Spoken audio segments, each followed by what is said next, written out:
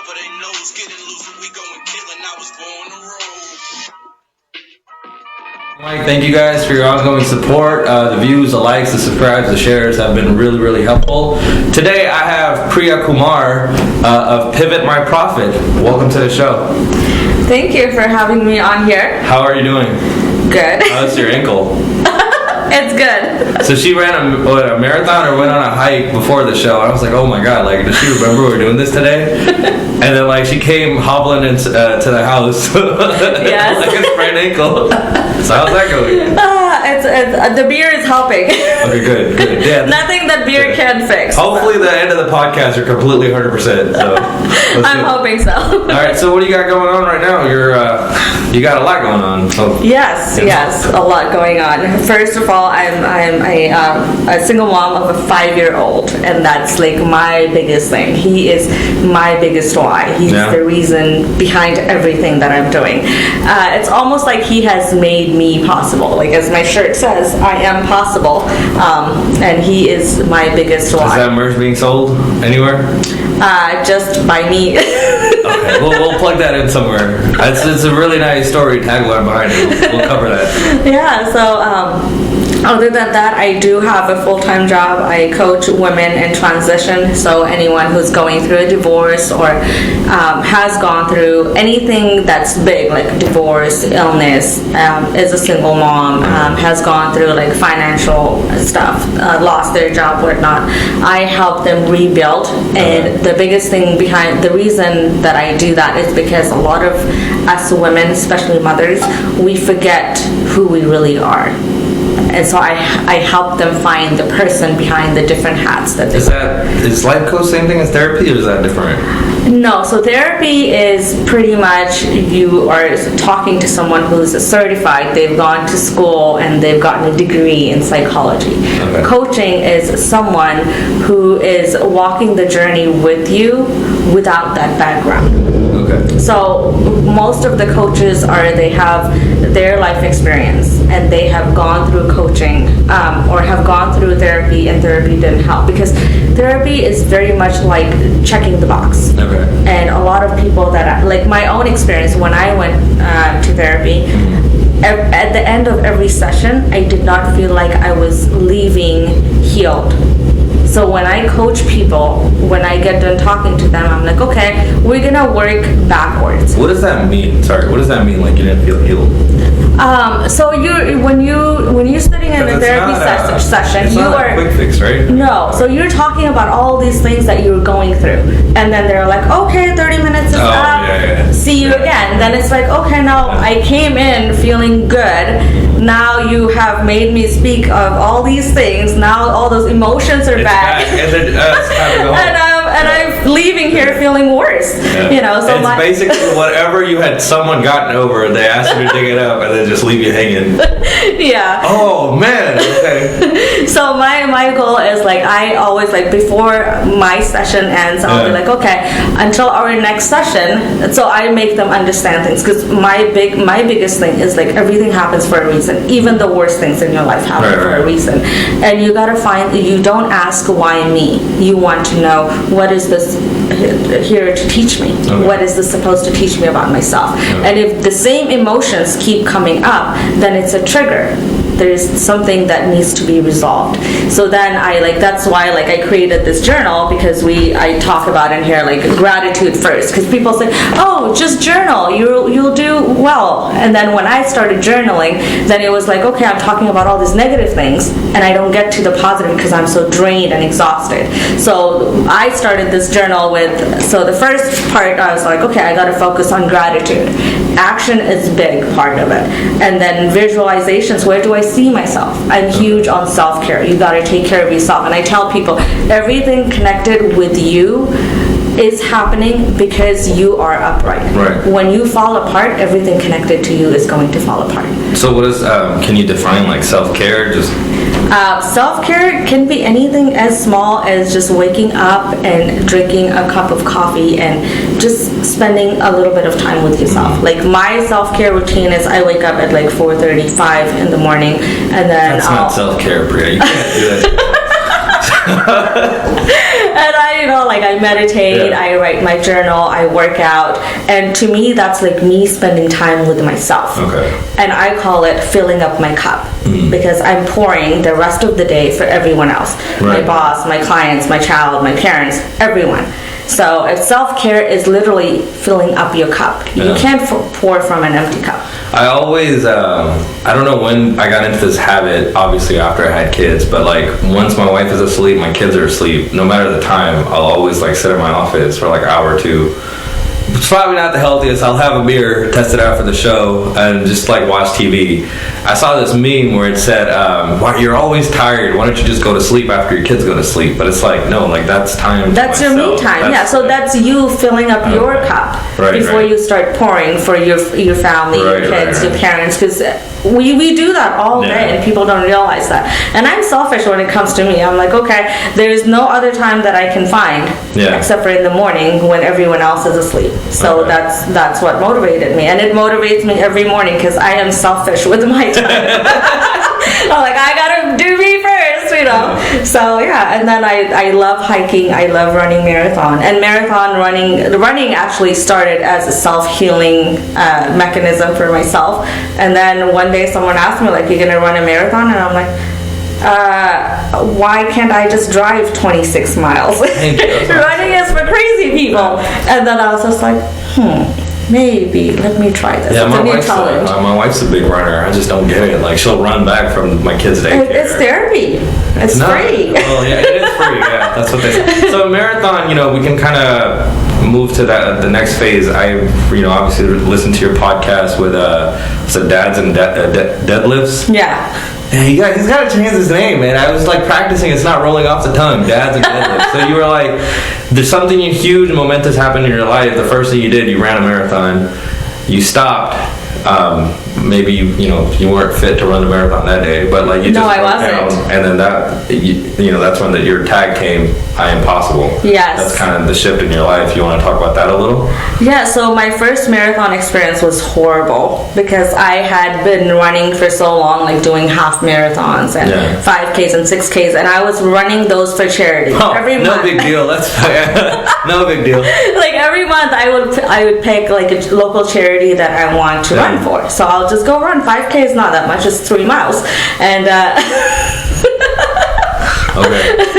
and then so when I was training for the marathon, I did not join a training group, nothing. And the day of, I'm feeling great. I'm like, this is gonna be great, And before I ran, everyone was all like, so are you excited? What's gonna happen? And I'm like, listen, there's only one rule: whether I'm gonna run, walk, or crawl, but I'm crossing that finish line. And very early, like at mile 5 was when I got hurt. My mile 5 is early. Yes, because I got 21 miles to go. Damn, okay. So that was early, and I was like, oh shit, this discomfort is not good. So I kept pushing, and I kept pushing myself. Mile 15 was when my legs would not move, and I just literally just sat down on the sidewalk and literally cried like a baby, and like tears coming out. I'm just like, I'm hurting, I'm in pain. I'm just crying, probably crying really ugly too at that moment. That's real pain right there. One of those cries where you're making faces but nothing's coming out. Yeah. It was, definitely. And then I look up and I literally saw this woman. She's got to be in her 60s, and she had the knee braces, like the metal one. Yeah. And she is running, and she can't bend that one leg. So she's running with one leg. She's bending, moving forward. This one, she's swinging it around, but she's going. And then behind her, I see this blind guy running with the 2 guides, and he's going. Damn. And I look at them, and all of a sudden I forgot about my pain. Right. And the voice in my head goes, what's your excuse? Okay. And I'm like, just a sore muscle, Yeah. So, and that's when I was like, you know what? I can do this. I have gone through worse in my life. You know, I'm like, I freaking just survived so much, and I am possible. I'm gonna do this, and that's where it came from. Like my own possibilities. What am I capable of? What possibilities are there if I just try? And I got up and I limped all the way through. I wasn't even looking forward. All I was doing was focusing like one step at a time. Like next step. Has that tied into your life coaching? Yes, that's like my journal says here. One step at a time, one day at a time. And I tell people, it doesn't matter how fast you're going, you cannot move forward other than one step at a time. That's really Your good. speed is different. You're still stepping one step at a time. And so and when I crossed that finish line, I was upright, I was limping, but I crossed that finish line, and that was amazing. Like I felt there was just this something so empowering about when you conquer your worst fear in a way, you know. And then it took me like a couple of weeks to recover. I was in so much pain, but then after that, anything that happens in my life, I remind myself, remember when you felt the physical pain? This is nothing. And before that, like me losing my brother, going through my divorce, battling depression for most of my life, that was emotional pain. And then, so those are the things, like anytime, like any challenges come up, then I'm like, remember that emotional pain? You thought you couldn't survive. Yeah, I mean, talking to you, getting ready, like I was feeling pretty intimidated. I was like, I'm talking to this one person, but it seems like she's lived a life of like 3 or 4 different people. You know, it seems like a long, string of time, but it's actually literally happened all in like the last, like 6-7 years? Yeah, I would say the last 10-15 years. I lost my brother when I was 21. He was 20. He was my younger brother, and that was. He passed away in a car accident? Yes, he was coming back home from work, and that's when he died. And that was when he passed away. I felt a lot of guilt because I was already depressed and I was suicidal. So I didn't even love my life. I didn't love myself. You said at that point? Yes. When he passed away, so you had this feeling before? Yes, so I was already suicidal before he passed away. Why is that? Just, you know, like, there, like, especially with Indian community, there's so much expectations that we put on young people. Get good grades, be good, behave, learn how to cook, be the ideal wife material or whatever. You are not even yourself. So growing up, luckily my parents were very amazing. They supported my journey, like anything that I wanted to do. They always said, go ahead, I'll support you.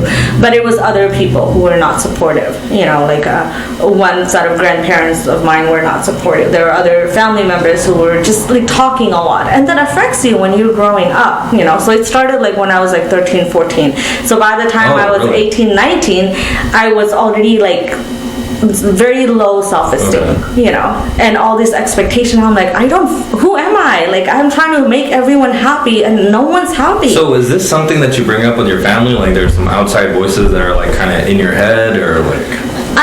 There's no point to bring it up to my family, like the people who did that. I did, but older generation, they don't care because they don't even believe in mental health. You know, so and then that caused me to get in a really shitty abusive relationship.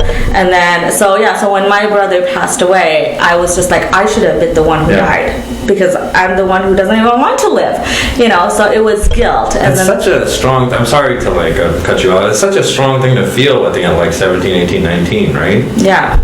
There are a lot of girls that go through that because they're trying to force themselves in this box of other people's version of themselves. Have you thought of like what you were doing different that maybe wasn't clicking with everybody else, or? I was doing what they wanted me to do. I mean, what can't you have friends, you go to school? Yeah, but I wanted to just. I think the biggest thing was I just wanted to be heard and seen for me. Okay. Someone to want to know what I want to do.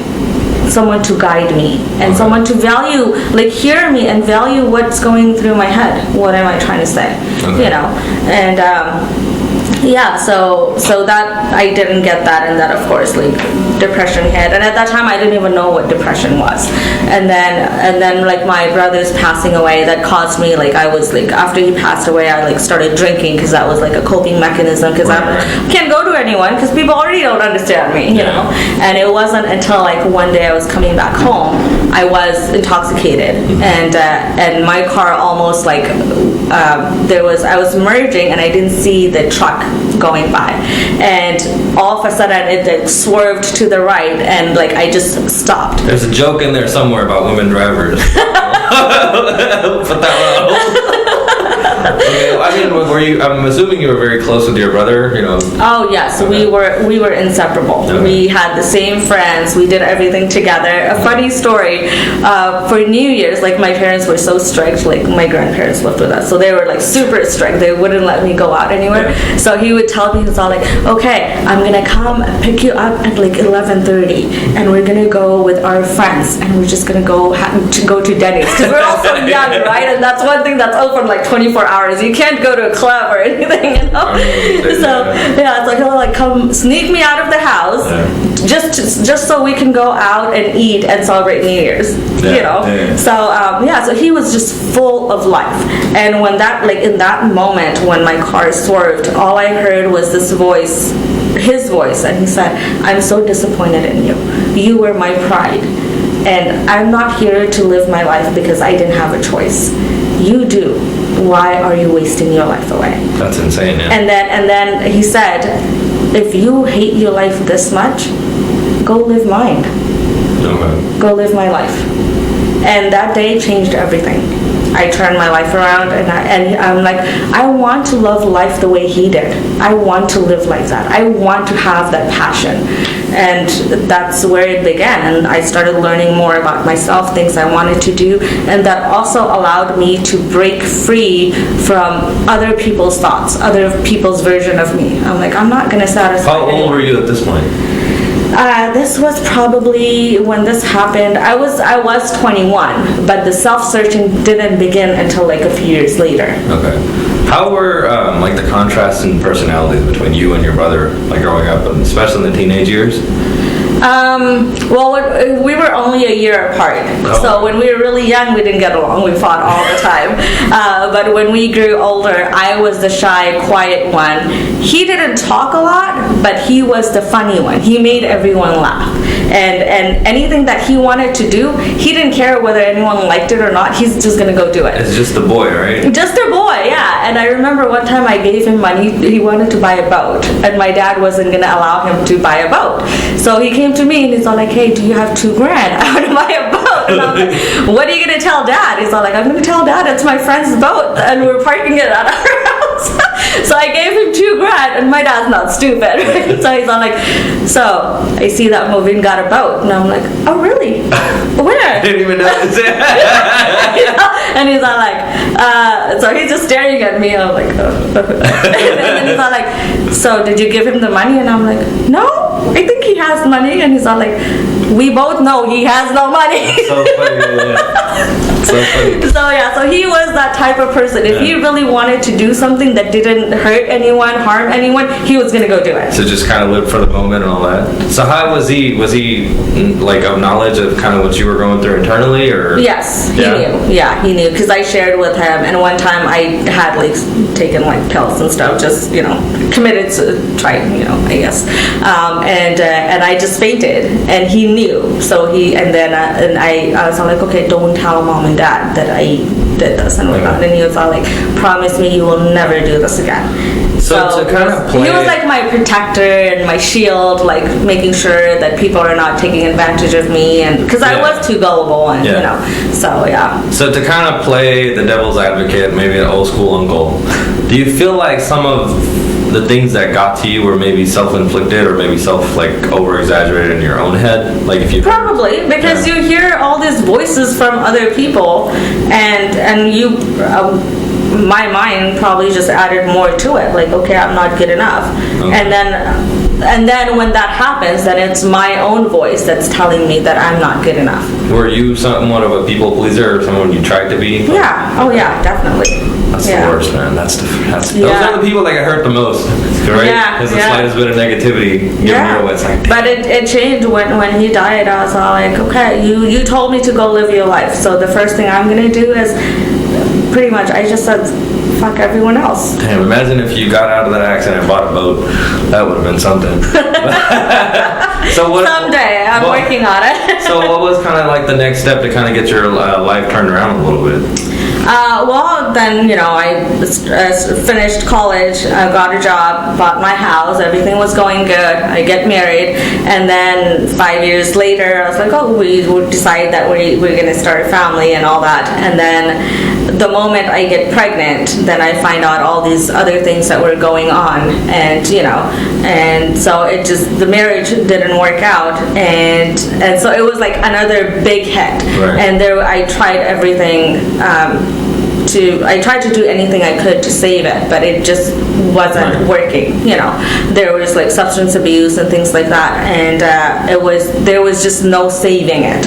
And I decided to walk away from that, and that was at that time that was the biggest hit that my life took on every level, financially, physically, spiritually, emotionally, like on every level. And plus I was a new mom. My son was only 6 months old, and now I'm just like, okay, I've decided to take this step, and I know what's coming my way. Right. I'm like, first it's gonna be everyone talking shit.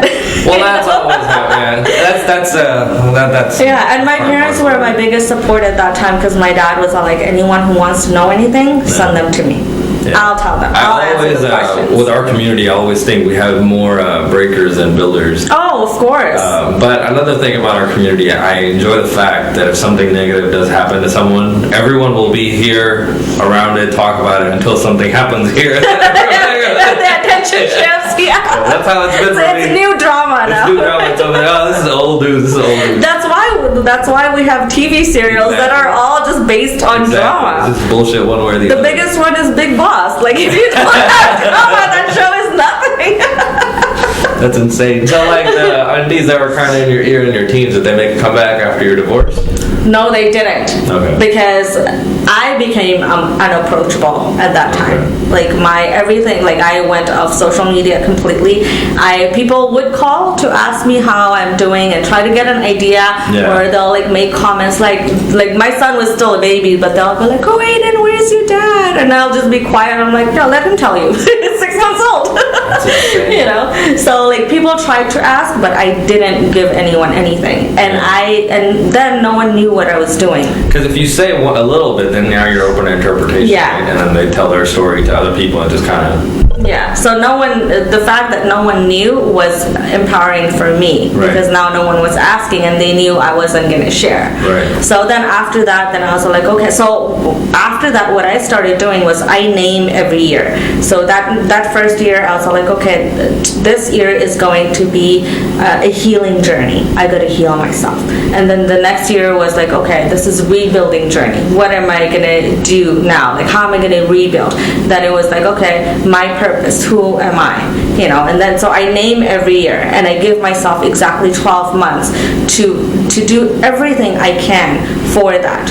And then that was empowering, because I went like, I did stuff that normal Indian people probably will not do. I went on retreats, I traveled alone with my son, and just things to show me that I am possible, really. Like I can do anything that I want, and then the physical part of it, like running marathons, was just a small part of that. Right. That really showed me like, I'm way stronger than I think. I don't give myself enough credit, and it's something that I also tell people, you are the only one who could have walked the journey that you have walked this far. That's a very true sentiment right there, because only you know where your shoes have been, like where it's going. So yeah, and it's like I'm like, I gotta embrace my journey. And another thing is, people compare a lot, not just like materialistic things. People compare pain. There are a lot of people who feel like, just because I have not gone through what this other person has gone through, so I don't deserve to have gotten what they got. But it's like, no, value your pain. You have gone through some shit. don't let it break you down. You gotta rebuild yourself and move forward. Don't compare your pain. Don't wait for something worse to happen so you can start rebuilding because other person's journey didn't start because until they went through that. Right. Everyone's story is different. You don't know where someone has been. So that's something that I always hold space for when I talk to people. We were just two different people at that time, and the biggest thing is I'm like, when two people don't grow together, they grow apart. Right. And I'm like, I'm not going to sit here and cry, and I'm not going to blame him for all the things that happened, because it's not why me. And I'm like, I've learned that needed to happen in order for me to find me. Did you combat any of those suggestions? Maybe just stick it out, things will get better? I tried. Okay. We did try. Okay. And it didn't. It just kept getting worse. And I'm like, there is no point in dragging this at all. And the biggest realization came like when after I returned back to work after maternity leave, and I would like look at my son's pictures and videos and stuff, and I would just be like, when did this happen? I don't remember this moment. And I realized that I was, first of all, it was also postpartum because I had surgery, so there was a lot of stuff that I couldn't do physically, and then also like being depressed. And so I was like, okay, I'm now just going through the motions because I don't remember any of these moments, like my son rolling over, like the little milestones that you remember about your kids, And I was like, okay, this is not helping. It's not helping me. It's not helping him. And my marriage is draining a lot of me, and it's not getting better at all. Because while having a newborn, all kids are different. Some are fairly easy, some are fairly difficult. That stress takes a toll on you. Oh yeah. You have the marriage stuff. Yeah. Okay. Yeah. So, but at the end of the day, I am still grateful for that journey because it makes me who I am today.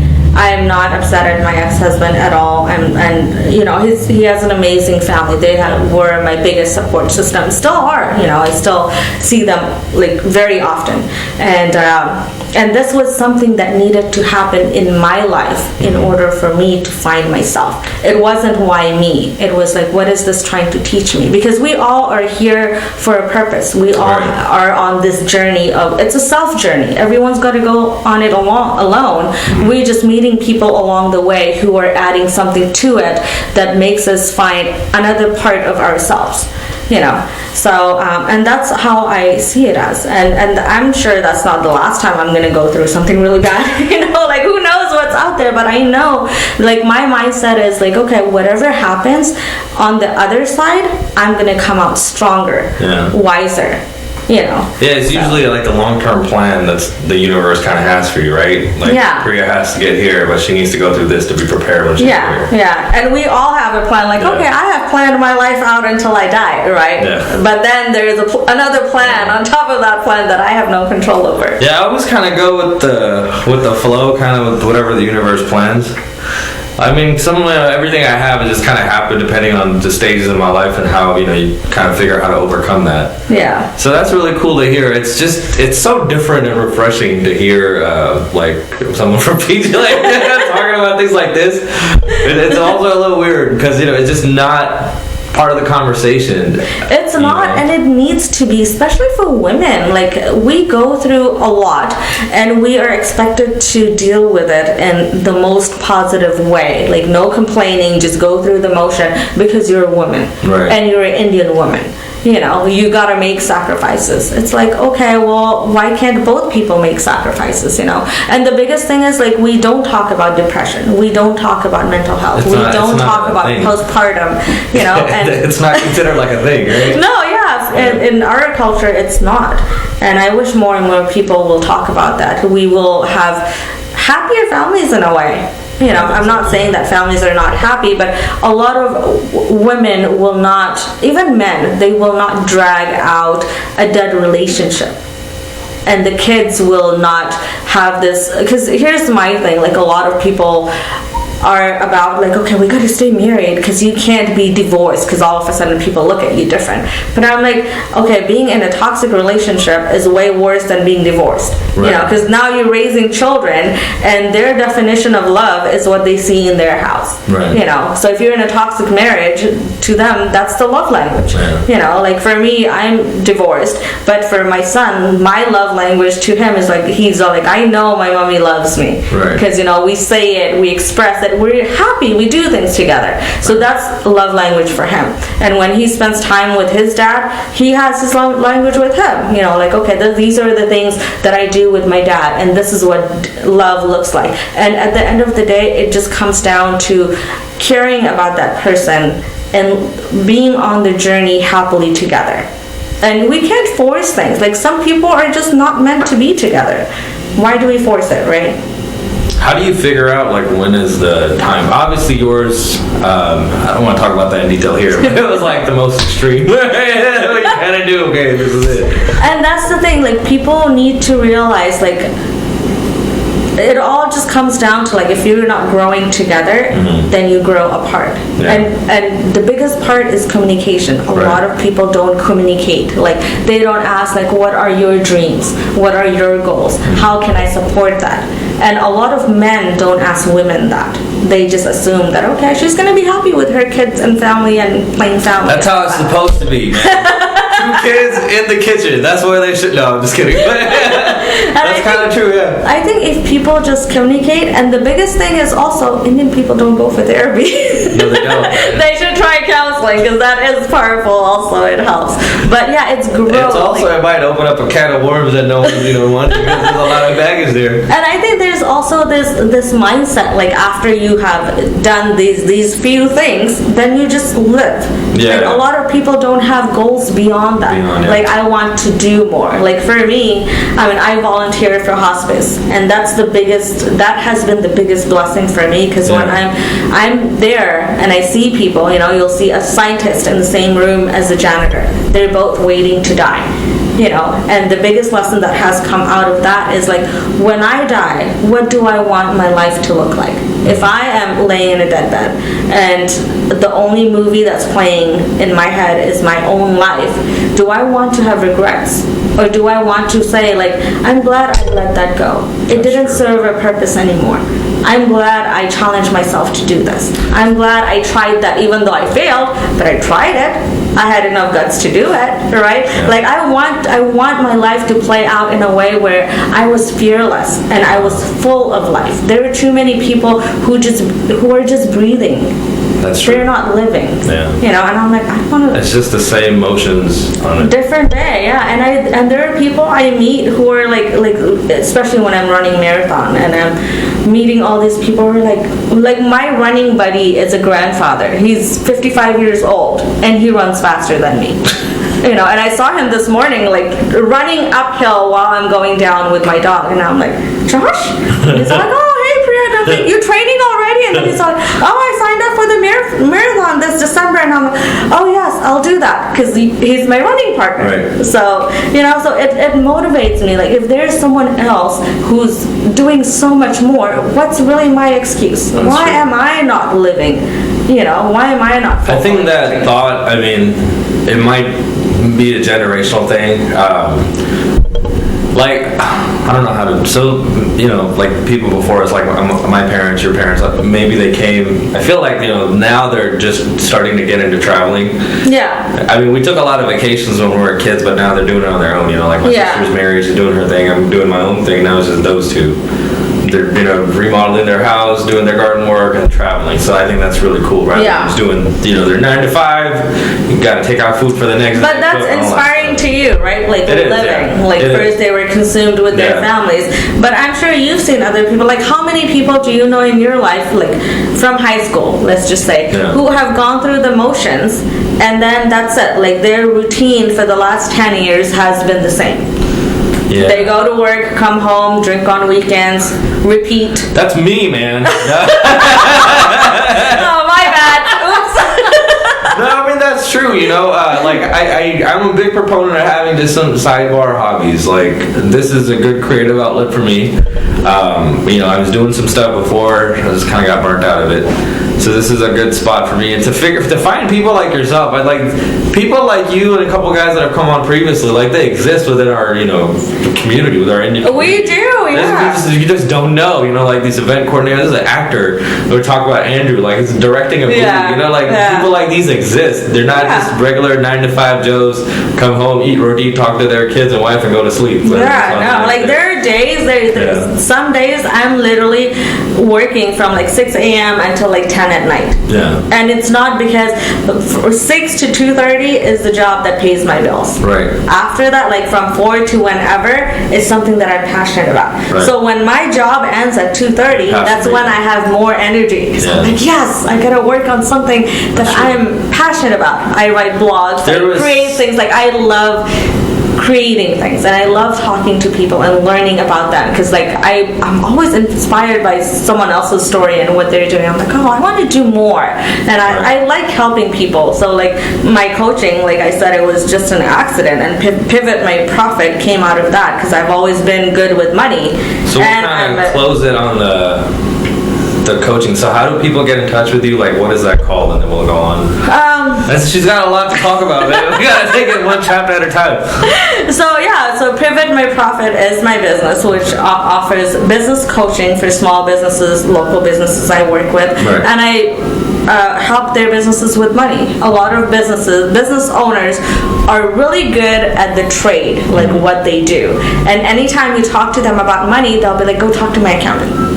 You know, and then they have no idea, and I'm like, how are you even able to set goals to do more? And the money, there's so many like different things about money. A lot of people see it as, oh, money changes people, it makes you evil, and other people will say like, oh, money is a good thing, I want more of it. You know, like my mindset is everything that it makes possible. Like for me, because I'm able to earn more, I'm able to give more. That's what it comes Money down to. only makes that person evil is because they didn't let you have something. So like, if you came to me and you said, hey Priya, can I get 10 grand? And I'll be like, for what? What'd you do? She's so like, whatever. Yeah, then you're gonna be like, she's so mean. She's like, money changed her. Money changed her. It's just 10 grand. Yeah, right? Yeah, but like last year when COVID hit, I was like, so every year I donate. Like I have like money, like 3 non-profits, like the donations go out automatically from my paycheck, and then on top of that, like I make monthly donations to just various things. Like if I find out that you're a part of a non-profit, I will donate to that like for that month. So for last year when I received this statement to file my taxes, it said that I had donated money equivalent to 3,000 meals. And if I had to make meals and donate it, I would never do it, right? But the fact that what I donated financially, because that was what I was capable of, it provided 3,000 meals. So that's how I look at it. It's something that I understand, and I love the experiments that you can do with money. Are you a little open to talk about some of the charities you're involved in, or? I'm not a member of any of them. I just donate to them. Anything that's like women related, like so Mesa is one of them. That's for women, like domestic violence and things like that. Narika is an Indian non-profit, and they help women get back on their feet after, like, it's more for survivors, like domestic violence and things like that. Weave is one that I donate to. That's another one for women who've gone through stuff like that. So I donate to a lot of women. I'll add some of the links in here somewhere so you guys can help on that too. And then but for last year, the biggest one was Sacramento Food Bank. Okay. Because they were not getting enough donations. There were no more food drives, you know, like the agencies, everyone's working from home, so I donated money to them. Well, they stopped, that's probably different, but like even Goodwill, like you couldn't donate anything to it. Did they just stop all donations? Yeah, they did. They want more financial support, so it's safe. Okay. Yeah. I mean, it's food in a can. No one's gonna eat the can. syndicate, right? Yeah, but they have seniors who volunteer to pack the bags. Yeah. That's insane. So that was their concern. So Pivot.my.Profit. So like, you're just like a jack of all trades here. So like, you know, you're helping people in their personal lives and now their professional lives. So how do you kind of balance all that out? See, that's the thing. People try to separate it. It's not. You gotta first, like, you are a person first before you became an entrepreneur. And a lot of entrepreneurs get so involved in the entrepreneurship part of it that they forget about themselves. Like, who are they? What makes them happy? And I tell people, you gotta balance yourself. Like, people will ask me like, oh, weight loss recipes and things like that, because I post about food all the time. And my mindset around food is food for fuel, because I know what my day looks like. And it's another, like I said earlier, filling up your cup, right? Yeah. I need energy, so I'm not drinking just cups of coffee, you know. So I tell them, like, it all comes down to mindset. Balance yourself first. Like, you can't drive a car far with one flat tire. You know, the others are going to suffer, you know, and then your car is going to suffer. That's what our body is. We have our mindset, like our mental health, our physical health, our emotional health. Like, we need to have all these balanced. So I read a lot. Like, my goal is to every month to read like a leadership book and a spiritual book. And I love learning it. Like, I meditate, you know, and I eat well, I exercise. What is That's your me form of balancing. meditating? Is that just sitting and saying om, or like yoga meditation? So I don't bend out of shape for all that crazy stuff. That's not for me. I can't do a headstand. For me, it's just like breathing. I practice Kriya Yoga, which is one of the forms of yoga. There are many types. This is not what you made. Is it made up? You just named it after yourself? No, you should. Oh my God! The truth comes out, man. The truth comes out. It's all part of Pivot.my.Profit. Yeah, sign up, okay? Yeah, no, it is a form, okay. And it's more of breath work.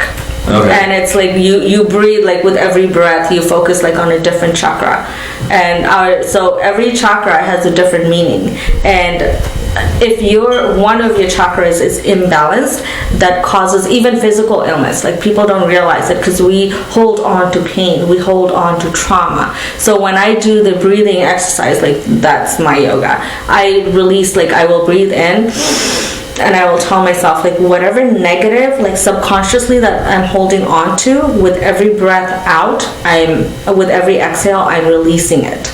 So that's like healing myself. And we need to do that on a daily basis, because we watch the news on social media. There's like so many things constantly happening around us that affect us emotionally, like our mind and everything. Yeah, I feel like our mind is constantly on the move, man. Like, compared to like here and now, compared to like, kind of like 90s grew up in Fiji, you know.